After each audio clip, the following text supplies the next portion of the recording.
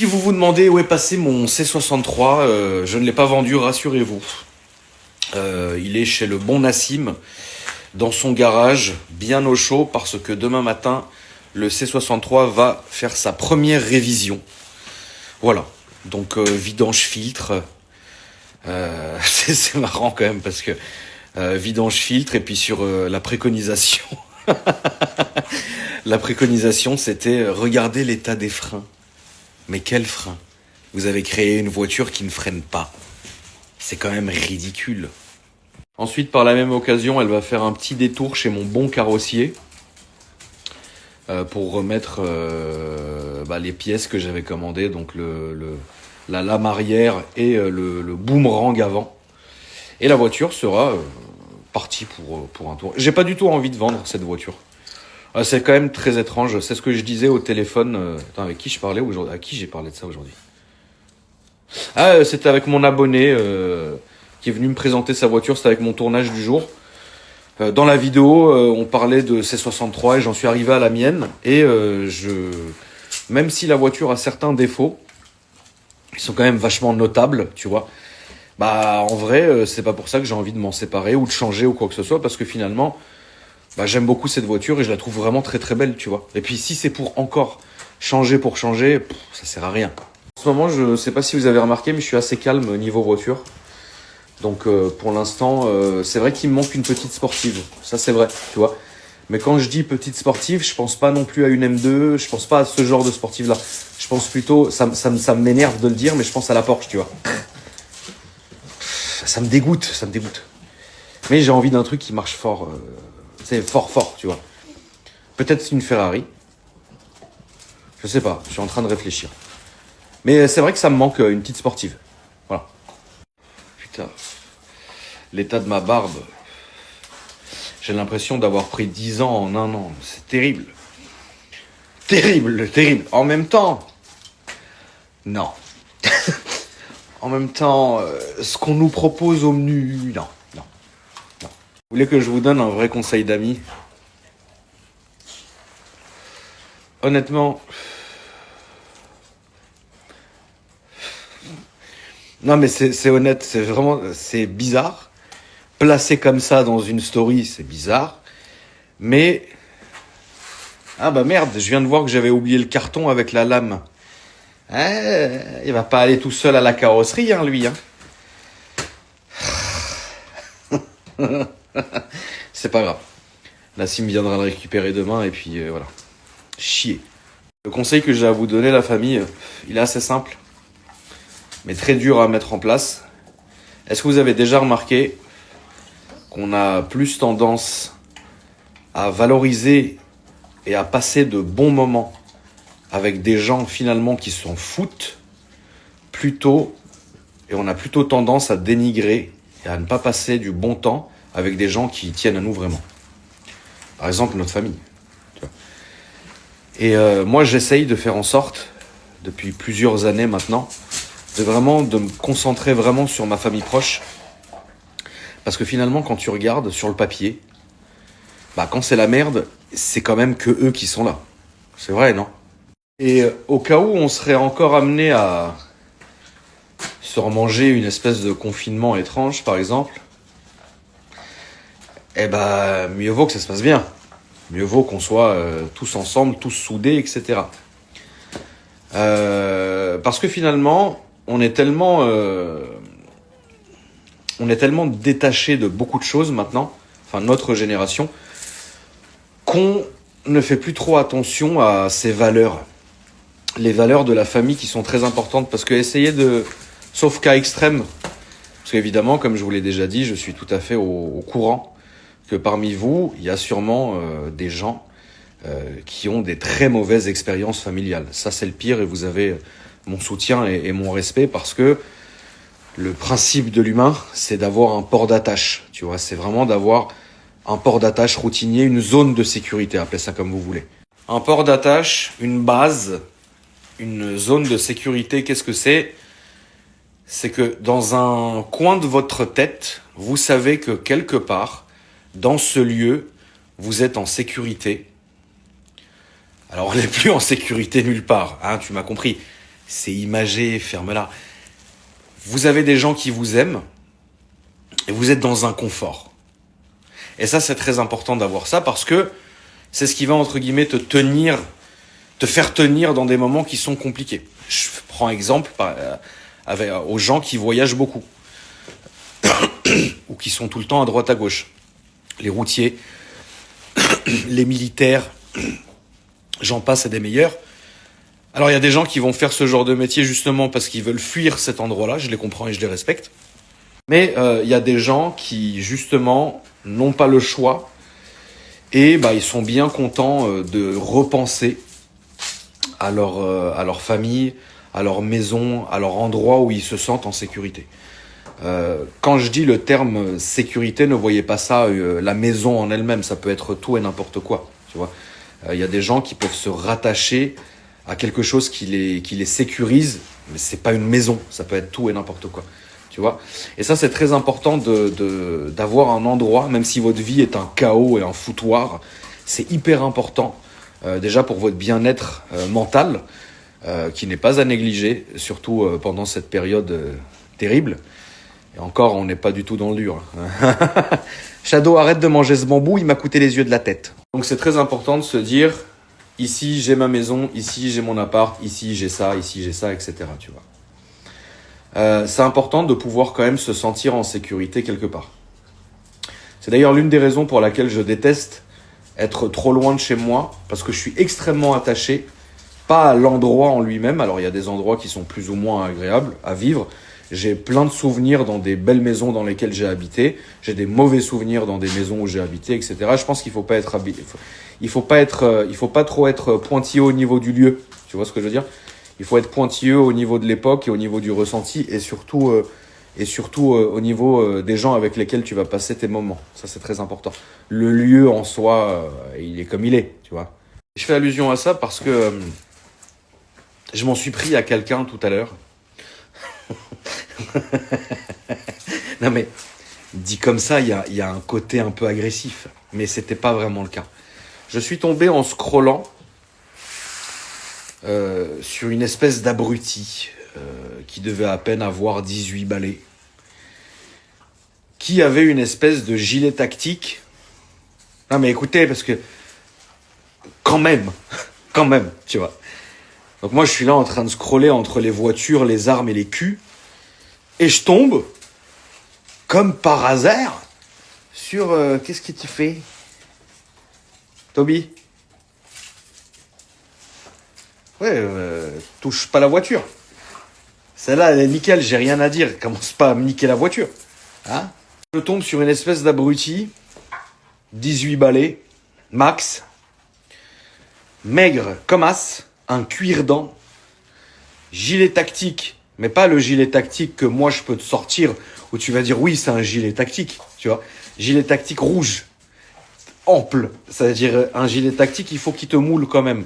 Pas pour le style, mais il faut qu'au moment où tu mets ta main attrape quelque chose. Si tu es en train de chercher partout dans ton gilet, c'est pas normal, tu vois. Bref, un gilet tactique, mon frère, rouge, on aurait dit... je sais pas, c'était quoi, frère? Peut-être, je sais pas, c'est le gilet de Papa Noël. Peut-être Papa Noël, il l'a perdu, le gilet. En fond, le drapeau français. Alors, il y a aucun mal. Il y a aucun mal. D'ailleurs, je trouve ça très dommage. Par exemple, aux États-Unis, ne pas mettre le drapeau des États-Unis devant sa maison, c'est limite insultant. Ici, si vous mettez le drapeau français, qui, je le rappelle, est quand même notre pays, si vous mettez le drapeau de France dans votre jardin ou devant votre maison ou à votre fenêtre ou dans votre chambre, vous allez être traité de facho. Bon, c'est bizarre, ce genre de... Et pourtant, c'est l'arabe qui vous le dit. Hein. T'as vu ma gueule? Je ressemble plus à Laurence d'Arabie qu'à Jean-Ma. Tu vois ce que je veux dire? Donc, drapeau français. Et là, le mec, je sais pas ce qu'il lui a pris. Il nous a fait un salut. Un salut. Devant le drapeau français. Au garde à vous. Alors, le salut, déjà, il l'a fait à l'américaine. Déjà. Mais jusqu'à là, c'est un peu inquiétant. Mais ce qui était plus inquiétant, c'est quand j'ai cliqué quand même sur le profil de la personne pour voir quel était ce patriote, quelle était cette pépite, quel était, encore je suis doux là, attention, hein, c'est pas maintenant, quelle était cette personne qui allait nous sauver, frérot? Qui était-ce? Donc j'ai commencé à regarder un peu le profil, et là je suis tombé des nues quand j'ai vu que c'était une personne encore plus patriote que nous tous réunis, tu vois. Et j'ai commencé à frénétiquement regarder toutes ces photos, tous ces réels, etc. Je vous passe certains trucs. Oui, ça sert à rien qu'on en parle, hein, tu m'as compris.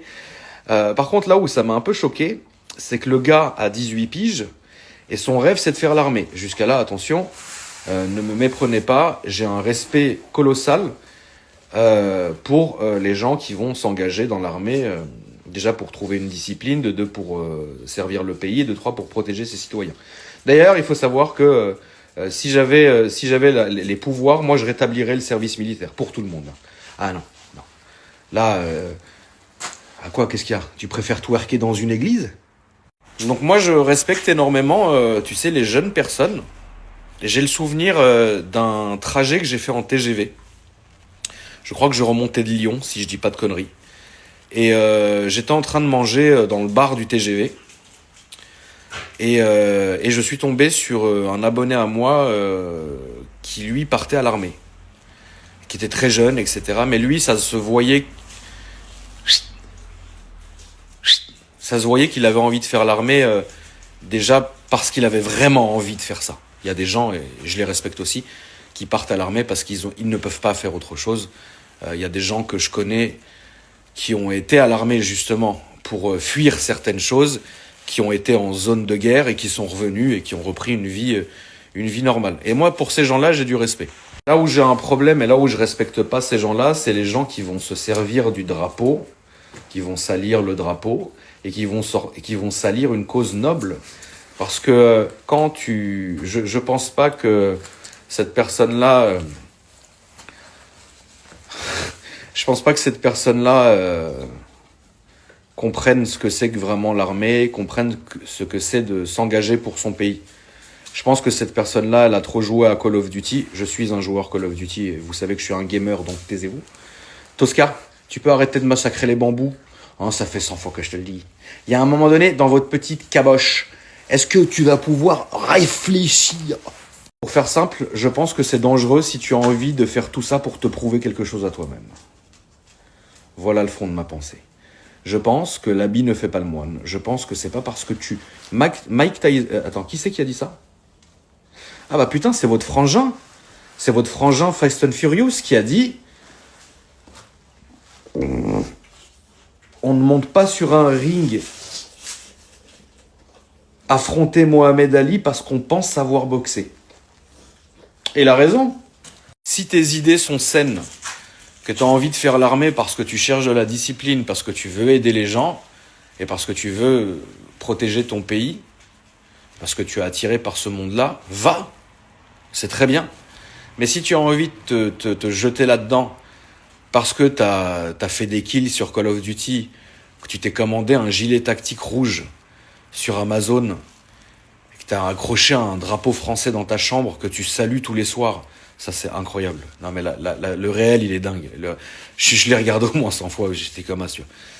Et que dans ta tête, tu te dis, j'ai envie d'aller faire l'armée pour sauver la France de l'immigration, il y a un problème. Là, parce qu'on parlait de ça dans les commentaires quelque part, tu vois. Et j'ai été quand même choqué. J'ai été quand même assez choqué de la manière dont la personne m'a répondu. Je lui ai écrit un message privé avec mon compte. Moi, vous savez, j'ai peur de rien. J'ai peur de Dieu, j'ai peur de ma maman. J'ai même, moi, peur de mes avocats. Mes avocats me font peur. Parfois, on est en train de faire des points, je les regarde, je dis, maître, ne me regardez pas dans les yeux, vous aspirez mon âme.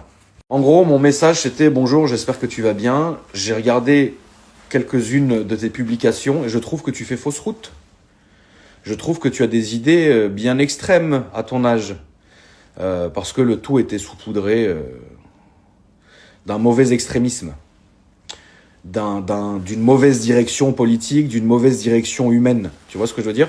Attention, Libre à vous d'adhérer à n'importe quel parti politique, grand bien vous fasse, j'ai pas à vous juger. Si vous êtes attiré par certains partis politiques, ça vous regarde et vous avez même raison d'y adhérer. On ne devrait pas vous dicter ce qui est bon ou mal. Par contre, là où c'est bizarre, c'est que j'arrive pas à comprendre comment un gamin de 18 ans puisse déjà savoir ce qui est bon ou mauvais pour lui. Puisse déjà catégoriser quelqu'un en disant lui, c'est l'ennemi. T'es mat, t'es noir, t'as une barbe, t'es l'ennemi. Tu es un danger. C'est pas comme ça que ça marche. J'expliquais à cette personne-là que l'armée, au contraire, justement, l'armée mettait en valeur les différences. Parce que, bon, quand tu te retrouves sous le feu, ou faire du feu, quand tu fais du feu, tu vas pas regarder si ton voisin ou ton collègue ou ton binôme ou quoi que ce soit, il est noir, jaune, vert, s'il est juif, musulman, chrétien. Tu ne vas pas regarder ça. Ce que tu vas regarder, c'est qu'il est pas en train de se faire tuer, ou tu vas regarder qu'il est pas en train de péter un câble et de se pisser dessus. Parce que le feu, c'est un autre niveau. On n'est pas du tout on n'est plus sur TikTok, on n'est pas sur Call of Duty. On est sur un autre niveau. Je pourrais vous faire témoigner quelques personnes qui ont fait du feu, que ça soit en Afghanistan, que ça soit à Sarajevo, que ça soit en Irak. Je vais vous faire témoigner des vraies personnes qui vont vous raconter leur petite période de feu. Et il y a des gens qui ont été très marqués, il y a des gens qui sont encore marqués aujourd'hui. Il y a des gens, par exemple, et c'est une histoire vraie, que je connais très très bien, qui ont perdu toutes leurs dents de stress post-traumatique. Et c'est pas être un sous-homme ou quoi que ce soit. C'est des vrais hommes. Mais le feu, c'est pas marrant. Hein. C'est pas n'importe quel film. C'est pas. On est dans une réalité qui est terrible, tu vois. Et donc je me suis un peu efforcé à expliquer à cette jeune personne, tu vois, qu'il fallait peut-être réfléchir un peu. Parce que s'engager dans l'armée, c'est une cause qui est très noble. Mais si t'arrives et que t'as même pas fait tes classes et que tes collègues ils te massacrent parce que t'es un abruti qui parle trop, bon déjà si tu tiens jusqu'ici, et puis le jour où tu vas être déployé, ouais, tu vas parler tout seul. Parce qu'il y a des endroits sur Terre, on va pas vous rappeler lesquels, qui ont vécu que ça. C'est-à-dire c'est des gens qui sont préparés en permanence, etc. La guerre, c'est tous les jours, tu vois. Évidemment, pas comme nous. Et donc quand tu arrives dans ces endroits-là, tu vas tomber des nues parce qu'on n'est pas sur TikTok en train de saluer un drapeau dans une chambre. Avec un putain de bon Dieu de gilet tactique, frère. Je m'en remettrai jamais. Je m'en remettrai jamais. Le gilet tactique qu'il avait, cet enfoiré, je m'en remettrai pas. Je veux plus voir ce gilet tactique de mon existence, frère. Ça m'a traumatisé. Le gilet tactique serré ici, ample sur le côté. Mon Dieu, qui t'a acheté ça? Les deux archéologues ont trouvé un nouveau site. Ça fait 2 jours qu'ils creusent là-dedans. Continuez, vous allez trouver une tombe ou de l'or ou un sarcophage. Hein? Ça va pas vite dans votre petite tête. Qu'est-ce que tu as, un petit bisou? Allez, louloute. Allez, ça suffit maintenant. Louloute. Et donc, limite, tu veux un beau gilet tactique. Un beau gilet tactique alpha. Appelle tonton, je vais t'offrir un. J'en ai plein. Moi, par contre, la famille, attention, ça, c'est une face que vous ne connaissez pas, une facette que vous ne connaissez pas trop de moi. Par contre, autant le matériel militaire dont je vais disposer, c'est quelque chose sur lequel je suis extrêmement pointilleux. Ça me rappelle une vilaine histoire. Attends, je vais vous la raconter après. Mais bref, si tu veux un putain de gilet tactique, il faut me demander. Je vais t'acheter un beau gilet tactique, tu vas péter ta tête. Mais bon, pour y foutre des Twix et des sneakers, ça sert à rien. Et donc j'explique à cet enculé, tu vois. J'ai dit à ce mec-là, écoute Loulou, t'es assez jeune. Bon, Internet, qu'est-ce qu'il y a, vous battez les libellules? Les 5 Abdelmajid et les 5 libellules.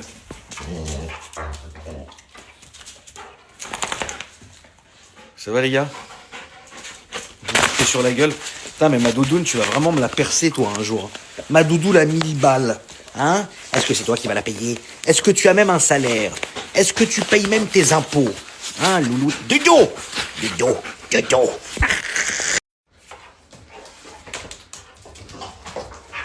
Eux, ils ont ni payé l'URSSAF, ni les impôts, ni les explicités. Ah, ils s'en foutent de ce qui peut se passer. Voilà.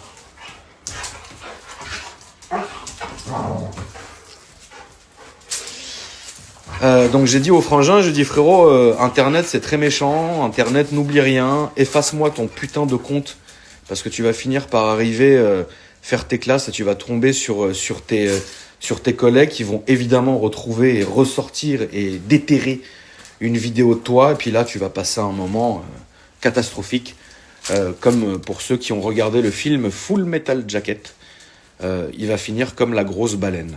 Je pense que là vous avez l'image de ce qu'a vécu, de ce qu'a même subi Baleine dans Full Metal Jacket. C'est ce genre de personne. J'ai trouvé Lilith qui se baladait dans la cour. Tu sais que tu n'as pas le droit d'être dehors à cette heure-ci.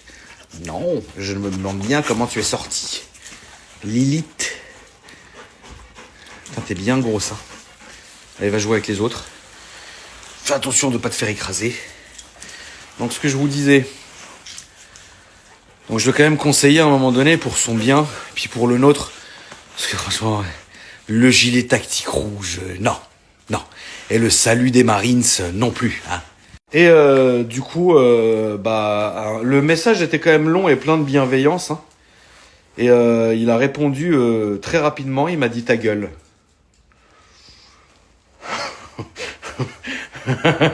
Voilà.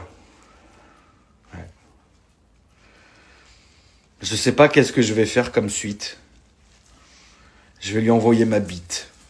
Dire toi ta gueule, suce.